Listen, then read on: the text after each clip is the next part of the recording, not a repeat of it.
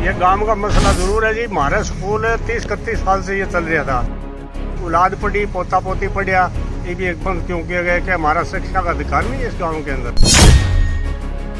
बंद कर दिया। 63 बच्चे यहाँ पे, ये सरकार हमें बताए कि इसका नॉर्म क्या है। हम यहीं बैठे रहेंगे और आगे आने वाले विधानसभा चुनाव में पूरा बहिष्कार करेंगे। कोई नुमाइंदा नहीं आया जी, हमारी कोई सुनाई नहीं अभी तक। स्कूलों को बंद करके सरकार क्या कहना चाहती है? कि उनकी संज्ञान में है, सब कुछ उन तक बात पहुंच गई है, लेटर भी उनको भेज दिया गया है, बल्कि स्पेशल कुलदीप बिश्नोई जी के नाम से भी लेटर भेजा है। 5 किलोमीटर दूर तो बैठी है, अगर वो 1 मिनट के लिए आ जाए तो।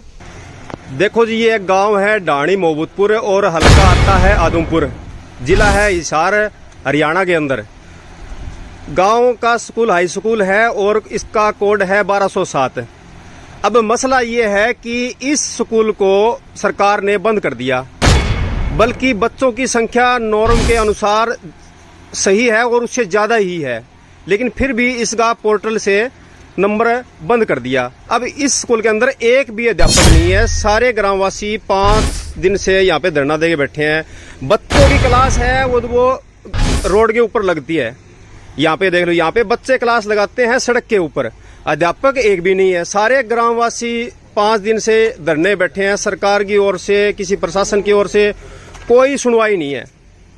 अब इस मसले के ऊपर इन ग्रामवासियों से बात करते हैं कि इन्होंने इस मसले पर क्या आवाज उठाई है और कहां पर इन्होंने अपील डाली है और उसका मसला हल हुआ या नहीं हुआ है। अब इनसे पूछते हैं कि ये क्या कहना चाहते हैं। नमस्कार जी। आपके गांव का मसला है ये गांव का मसला जरूर है जी। हमारा स्कूल 30-31 साल से ये चल रहा था।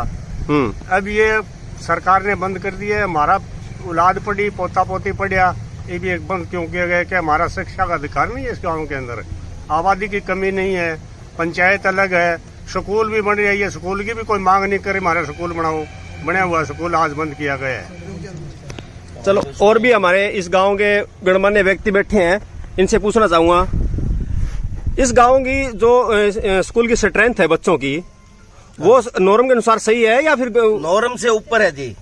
नॉर्म से ऊपर है, फिर भी स्कूल को बंद कर दिया। 163 बच्चे यहाँ पे, ये सरकार हमें बताए कि इसका नॉर्म क्या है। कितने दिन हो गए आपको यहाँ बैठे हुए? ये 5 दिन हो चुके हैं यहाँ बैठे हुए। कोई सरकार का कोई नुमाइंदा, कोई अफसर कोई आया नहीं आया जी, हमारी कोई सुनाई नहीं अभी तक। हमारा मसला जो है जो का त्यों है। कहाँ आपने मतलब इसकी आवाज उठाई है? आवाज ये हमने सभी मीडिया में उठा दी है, डीओ को भी लेटर लिख दिया है, डीओ को बुला के भी कह दिया है, या बीओ साहब भी आए थे, लेकिन आज 5 दिन से कोई मसला हल नहीं हुआ हमारा। भाई साहब, आपका इस मसले पर क्या कहना है? आप इस बात को कुछ समझ पा रहे हो तो मतलब क्या है कि आपके अनुसार इस स्कूल को क्यों बंद किया गया है? देखो, भाषणों के अंदर सरकार कह रही है शिक्षा का बढ़ावा दो, शिक्षा जरूरी है, बेटी बचाओ बेटी पढ़ाओ। तो इस तरह जैसे अब आपके गांव की घटना है, हरियाणा में कई जगह ऐसा चल रहा है, तो ये स्कूलों को बंद करके सरकार क्या कहना चाहती है? अब 5 दिन हो गए इस गांव में धरना चल रहा है, कोई सरकारी अधिकारी शिक्षा विभाग से जुड़ा या प्रशासनिक अधिकारी नहीं पहुंचा। और सबसे बड़ी विडंबना ये है कि आदमपुर में उपचुनाव है, उपचुनाव के अंदर भी सरकार परवाह नहीं कर रही, तो हम क्या उम्मीद रख सकते हैं? यहाँ अभी पूर्व विधायक जो भाजपा में शामिल हुए हैं, भाजपा के प्रमुख कार्यकर्ता वो आदमपुर से हैं, उनको भी अभी तक उनके कानों में भी जू नहीं रेंगी है। क्या शिक्षा अपने हल्के की आवाज को नहीं उठाना पसंद करते? तो कैसे इस राजनीतिक सिस्टम ने हरियाणा प्रदेश की या भारत की शिक्षा व्यवस्था को खत्म करने का ये प्रयास है। ये तो वही बात है, जब अंग्रेज भारत पे काबिज हो चुके तो उन्होंने देखा भी लंबे समय तक हम राज कैसे करें, तो उन्होंने भारत की शिक्षा व्यवस्था को ध्वस्त किया और शिक्षा व्यवस्था ध्वस्त करके उन्होंने सैकड़ों साल राज किया। और यही प्रथा, वो अंग्रेजों वाली प्रथा ये लोग लागू करना चाहते हैं। तो मेरी सरकार से मांग है, भी जनता बैठी है, लोग बैठे हैं, अपने बच्चों के भविष्य के प्रति चिंतित हैं, तो इनको जल्दी सुना जाए और इनके गांव के स्कूल को बहाल किया जाए। हमारे गांव के सरपंच साहब भी हैं। ये सरपंच साहब, आपका क्या कहना है इस मैटर में? देखो जी, हमारा स्कूल बंद हो गया, ये बहुत बड़ी हमारे लिए चिंता बनी हुई है।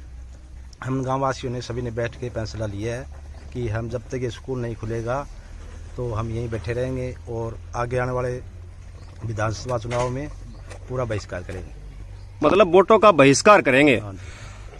ग्रामवासियों ने बोला है कि अगर स्कूल नहीं खुला तो आगे आने वाले उपचुनाव के अंदर ये बहिष्कार करेंगे चुनाव का। और भी युवा साथी हैं यहाँ पे, उनसे ही पूछते हैं। हाँ भाई साहब, आपका क्या कहना है इस मसले में? ये जो सरकार की नीति है भाई साहब, ये बहुत ही गलत नीति है। जो स्कूल छोटे हैं 10वीं तक है, उनको हक तो है कि 12वीं तक करें, सुविधा दे, बच्चों की स्ट्रेंथ को बढ़ाए, लेकिन हो रहा है उल्टा। जो है हमारे पास 10वीं तक के, वो भी छीन रहे हैं और दूसरे गांव में जाने के लिए बच्चों को मजबूर कर रहे हैं। ये सरकार की नीति सही नहीं है। अब कुलदीप बिश्नोई जी से भी हमने काफी बार उनको लेटर भी दिए हैं, बात करने की कोशिश भी की है, लेकिन वो है ही नहीं, आदमपुर के अंदर तो है ही नहीं, बल्कि उनकी संज्ञान में है, सब कुछ उन तक बात पहुंच गई है, लेटर भी उनको भेज दिया गया है, बल्कि स्पेशल कुलदीप बिश्नोई जी के नाम से भी लेटर भेजा है। मुख्यमंत्री जी को भी ट्वीट कर दिया, सीएमओ पीएमओ इनको भी ट्वीट कर दिया, लेकिन वो है ही नहीं। और अब वो बोल रहे हैं कि आप आके मिलो, तो हम क्यों मिले आके? जब 5 दिन से सारा गांव स्कूल के आगे बैठा है, तो वो 1 मिनट के लिए, वो सारा गांव के लिए तो आ सकते हैं, वो एक आदमी के लिए ना हो, पूरे गांव के लिए तो आ सकते हैं। ये नहीं, 5 किलोमीटर दूर तो बैठे ही हैं, अगर वो 1 मिनट के लिए आ जाए तो जब चुनाव होगा तभी तो आएंगे सभी लोग हैं, फिर तो वो 10-10, 15-15 मिनट, घंटा बैठा रखो चिवा ने। लेकिन अब क्यों को नहीं आवा है? अब न्यू कहे बोले बड़ा जाओ, बड़ा क्यों आ जाओ भाई? अगर कोई दिक्कत है तो आगे कह दी भाई साहब, देखो मैं लग रहा हूँ काम, चिंता ना करो, आप बैठे हो, कोई बात को नहीं, जब तक मेरे से होगा मैं कर दूंगा। मैंने सुना टीचर मिले थे एक दिन है कुलदीप जी से, तो उनका मसला क्या था?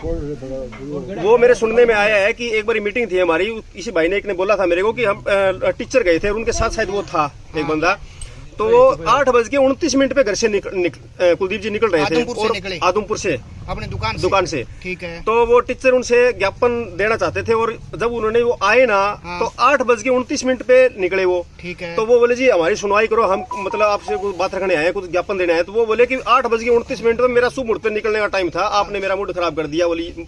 और मेरा शायद उन्होंने ये बताया था कि वो ज्ञापन लिया भी नहीं, वो ज्ञापन भी वापस लेके आ गए वो लोग। हाँ, ऐसा। उसके बाद कोई संपर्क हुआ? ना कोई संपर्क को नहीं आया। कुलदीप जी ने भी कोई फोन नहीं आया? ना कोई फोन को नहीं आया, कोई बात ही को नहीं हुई।